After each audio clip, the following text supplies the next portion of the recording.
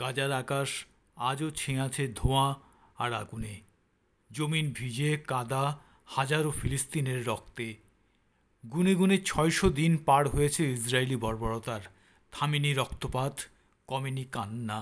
২০২০ সালের ৭ই অক্টোবর গাজায় ইসরায়েলি আগ্রাসন শুরু হওয়ার পর থেকে ৬০০ দিন অতিবাহিত হতে চলেছে এবং এরই মধ্যে লাগাতার গণহত্যামূলক এই আগ্রাসনে নিহতের সংখ্যা ৫৪,০০০ ছাড়ালো।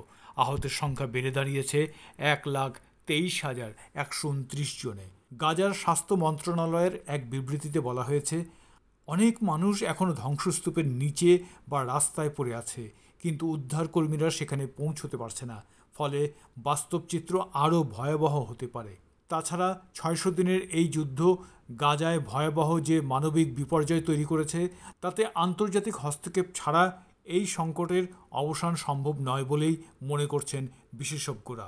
বিশ্ব স্বাস্থ্য সংস্থা বলছে, সেখানে সবাই কষ্টে আছে। হাসপাতালগুলোতে নেই ওষুধ, নেই অস্ত্রোপচারের সরঞ্জাম। আহতদের শরীরে যে যন্ত্রণা তা ভাষায় বোঝানো সম্ভব নয়। এর মাঝেই ইসরায়েল ত্রাণ সহায়তা আটকে রেখেছে, আক্রমণ আরও জোরদার করেছে, পাঠাচ্ছে আরও সেনা।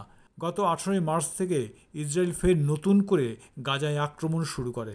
ওই সময় থেকে এখন পর্যন্ত ৩,৯০১ জন নিহত এবং ১১,০০০-এরও বেশি মানুষ আহত হয়েছেন।